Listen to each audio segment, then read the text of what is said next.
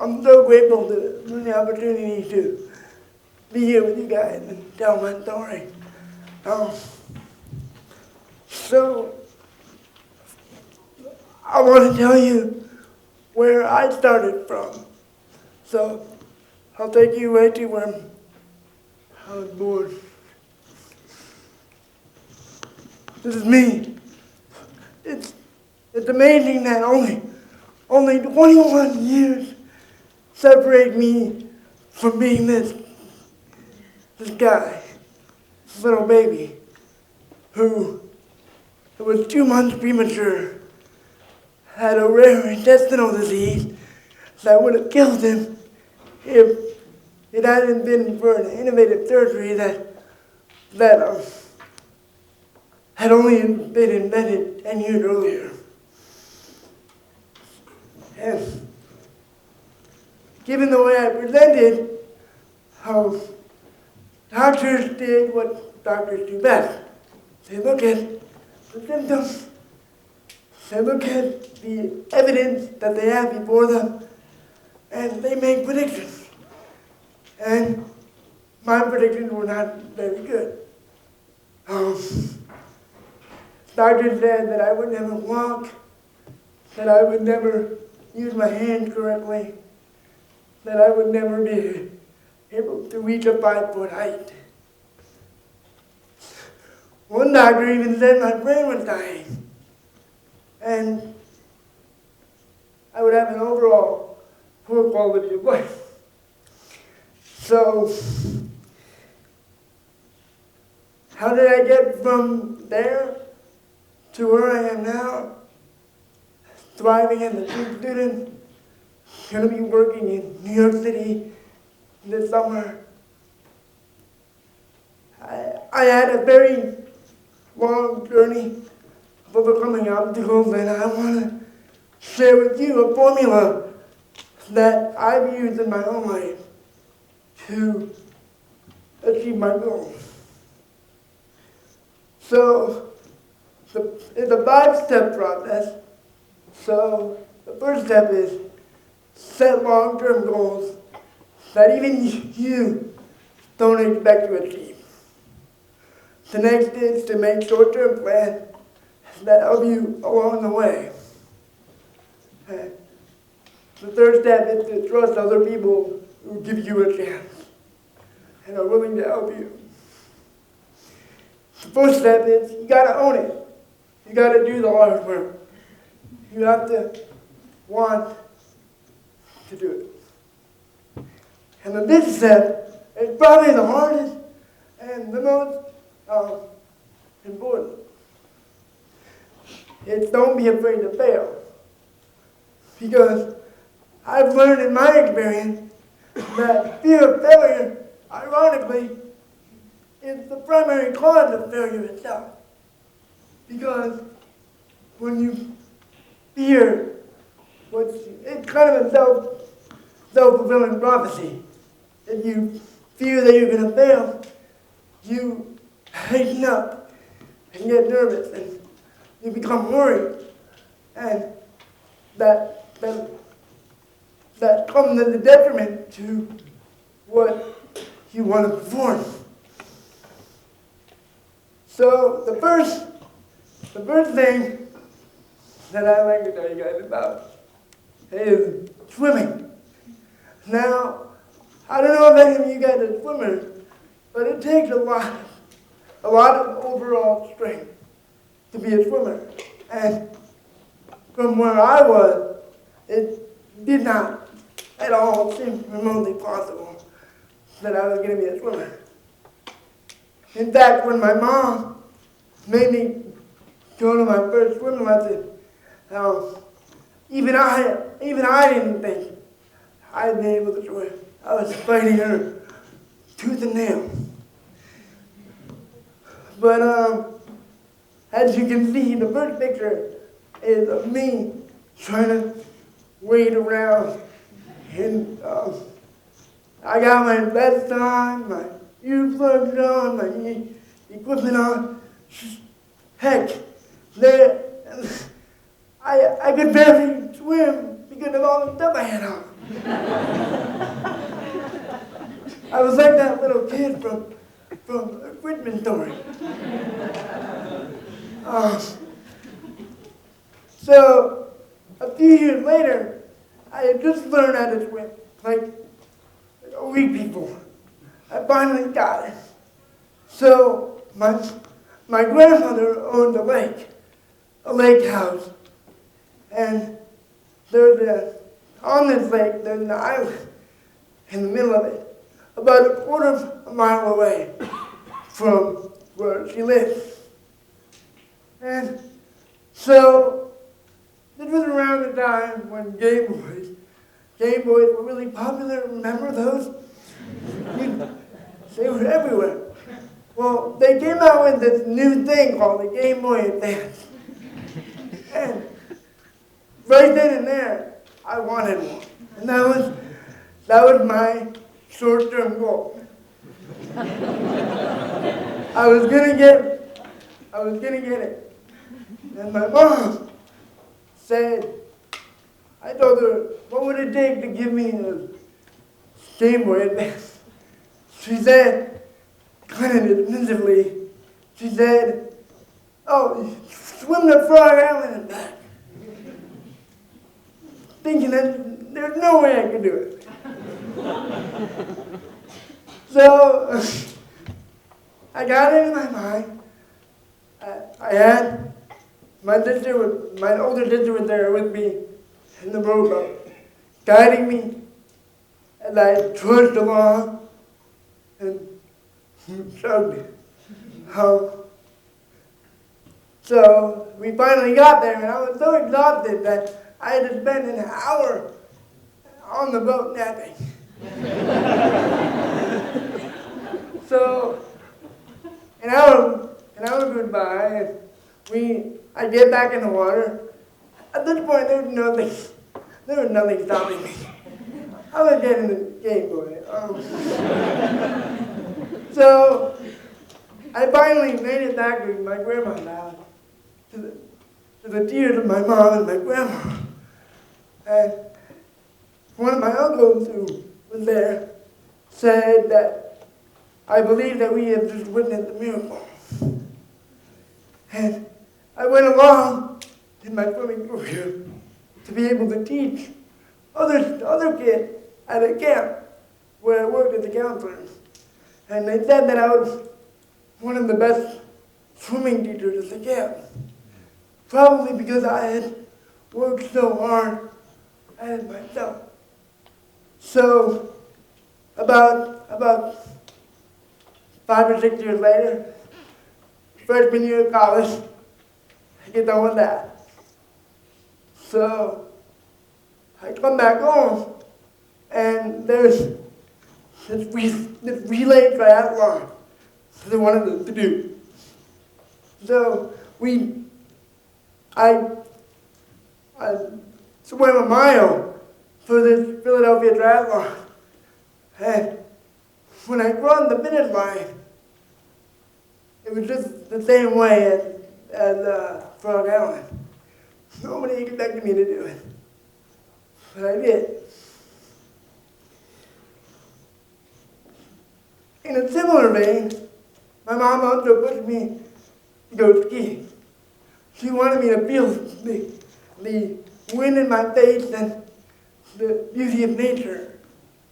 And even though I wasn't supposed to walk at all, so we're going from, when I started skiing, I had to be literally pulled around in a sled because I couldn't even walk.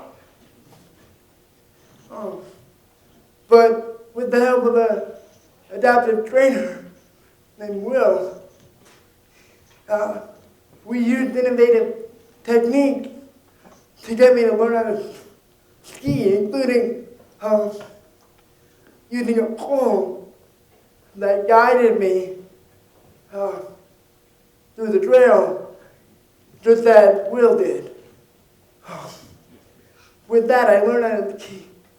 And although I've had many injuries along the way because of it, mainly because of my stupidity, I've had a wonderful experience doing it. It's been one of the best things for me. So, if you don't know, I'm an Eagle Scout, and I've spent my entire childhood in the scouting program, all the way from Tiger Cub to Eagle Scout. So when I was a Tiger Cub, I first heard about Eagle Scout, and I said, I really want to do that. That's my long-term goal.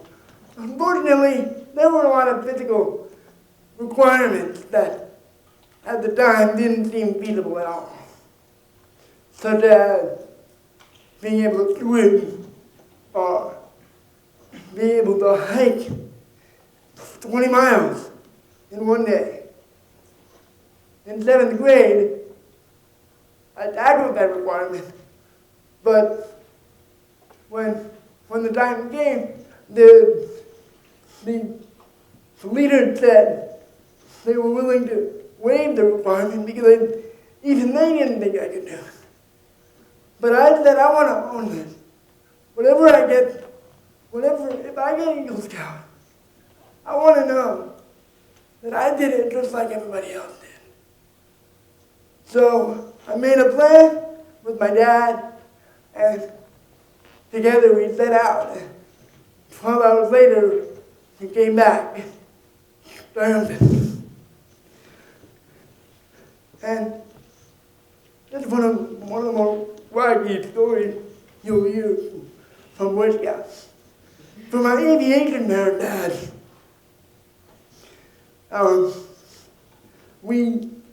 there was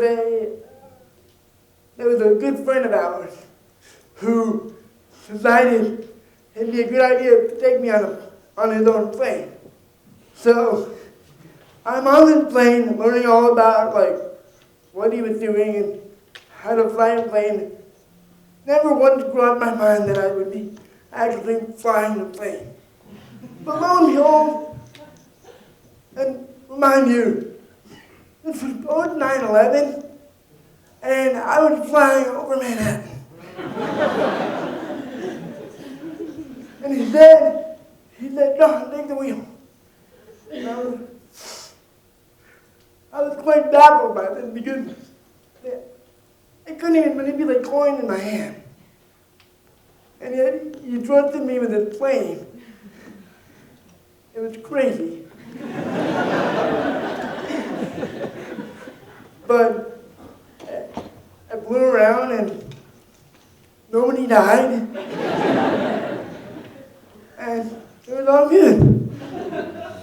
So I decided, fast forward a few years later, I was one requirement away from Eagle Scout. And there was a leadership thing in my troop. And one of the leaders said he didn't think I deserved the award. So he told me several times that he would do whatever he could to sabotage me. And so I decided I'd spend a year trying to work it out with him, but then it got so bad that I had to switch troops. With one requirement left, I had to relocate a troop and decided to, I had to re-socialize with new people, make new friends, that whole thing, with a speech impediment, before my 18th birthday, and I was 16 at the time. So I did it. And it took a while, but the Eagle Scout project got done. And at my board of review, the same scoutmaster who said he would sabotage me was there. And I was in front of those people, and it had to be a unanimous decision. 2 hour grilling. It was very intense. But at the end of it, I came out triumphant. And earned Eagle Scout right there. The last thing I want to talk to you about is music. And I'm probably running out of time. So I'll go quickly. Music has probably been my most influential thing. Because it's taken me, especially for my fine motor, which wasn't anywhere near normal. It's taken my fine motor skills to levels that I have never been able to even think of. You see me on the left picture playing four mallets, which is very difficult, as Haley would imagine. And over the course of my high school career, the band director told me, in the beginning, he said, "What are we going to do with them?" Because I was so bad, I presented so poorly, that even the lowest band was so far ahead of me. And they were worried how I would be included. But I worked really hard and said I wanted to be in the wind ensemble, which was the top band. That high goal. Unfortunately, I tried 3 times. It never happened. But along the way, I achieved a version of success that I never imagined before. I got to travel abroad, all around Western Europe, Paris, Luxembourg, Germany, everywhere around Western Europe. I got to play as part of this honor band in the region. I got to play a solo for marimba solo with a broken leg, the same from skiing. Go figure. And now I enjoy a very fruitful career as a member of the drum line here at Duke. And I'm so grateful for the opportunities that I've been given because people gave me a chance. And that's kind of what I want to pass along to you. This is not a disabled person story. This is a story of all of us. It doesn't matter if you're white or black, rich or poor, able-bodied or disabled. These 5-step plan can easily be applied to you. You can easily start with a seemingly impossible dream. And you can divide that up into different chunks of more attainable goals. You can trust the people along the way that give you a chance. You have to work hard, but in the end, if you're willing to put yourself out there and not be afraid to fail, you will achieve success in some way or fashion. And success can be a very loose definition, but success to me is self-fulfillment.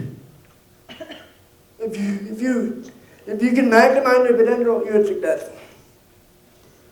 And if you see, I'll leave you with this one last thing.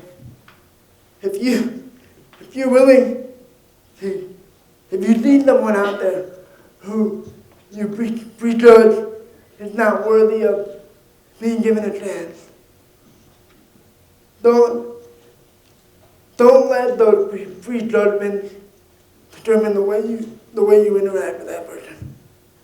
Because who knows what someone can do if they're given a chance. Thank you.